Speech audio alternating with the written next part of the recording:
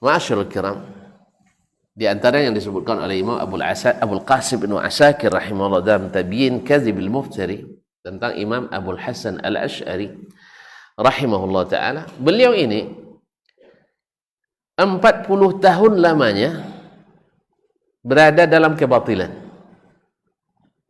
ikut mazhab Mu'tazilah. Subhanallah. Ya, karena memang dia dapat ayah tiri, kalau bangkina ayah sobok namanya ya. Ayah sobok. Itu ayah sobok. Tak sobok gitu ya. Ketemu gitu, tiba-tiba dah besar dah dapat ayah gitu. Ayah tirinya di mana ibunya menikah dengan pentolan Mu'tazilah, Abu Ali Al-Jubbai. Nah, karena dididik di tangan Mu'tazilah, tumbuhlah beliau menjadi pakar dan imam dalam mazhab Mu'tazilah. Yang ciri khasnya Mu'tazilah itu adalah mengedepankan akal dari dalil. Dalil akli lebih diutamakan dari nakli.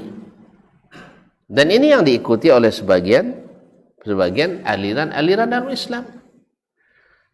Ya, diikuti cara berpikirnya, walaupun tidak setuju 100%, yang berseberangan dengan mazhab as-salafu as-salih alaihim ridwanullah. Nah, Imam Abul Hasan Asy'ari rahimahullah, ketika beliau sudah 40 tahun lamanya dalam kebatilan tersebut, akhirnya beliau menghilang selama 15 hari, tidak keluar dari rumahnya.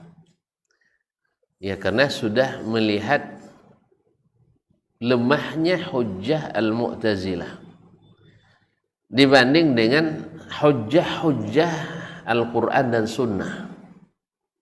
Sebab setiap kebatilan yang ada dalam pikiran Mu'tazilah ada jawabannya yang menghilang yang memporak-porandakan cara berpikir Mu'tazilah tersebut. Ada Al-Quran dan ada hadisnya. Tidak mungkin seorang yang beriman menolak yang tegas dan jelas gara-gara sesuatu yang diragukan dan tidak jelas. Ya kan? Ya, pemikiran kalau seandainya Allah berilmu sama dengan makhluk. Ini kan kira-kira. Karena dia lihat makhluk, ilmunya datang setelah dia sebelumnya jahil. Habis itu belajar tambah jahil. Ya. Nah, belajar baru dia berilmu. Jadi dikiranya bahwa ilmu itu selalu berproses seperti itu. Ilmu itu berproses seperti itu, sehingga mereka nafikan ilmu dari Allah Subhanahu wa taala. Lalu mereka bilang pula Allah kan hidup. Kalau hidup perlu oksigen katanya. Berarti perlu hidung untuk menghirup oksigen. Perlu perangkat-perangkat lain, maka Allah tidak mungkin hidup. Menurut mereka, mati mustahil juga. Karena kalau mati pasti hidup sebelumnya katanya. Akhirnya tidak satu pun sifat Allah SWT yang mereka terima. Dan ayat-ayat Allah dibacanya terus. Al-Quran kan dibacanya, dia kan hafiz Al-Quran, dia baca Quran dia. Nah, Al-Quran mengatakan Allah hidup. Innaka mayitun Allahu la ilaha illa Allahu la ilaha illa huwal hayyul qayyum, yang hidup, yang senantiasa kurus. Akhirnya beliau setelah itu 15 hari dan jelas baginya dan terang kebenaran bahwa yang diikuti dan dikembangkan oleh as-salaf itulah yang selamat dan itulah yang ilmu dan jauh dari syubhat. Maka dia masuk ke masjid Jami' al-Basrah, masjid besar di Basrah, tempat dulu Imam Al-Hasan Al-Basri jadi khatib dan imamnya di situ. Kemudian diteruskan oleh ulama-ulama setelahnya, ulama-ulama besar setelahnya.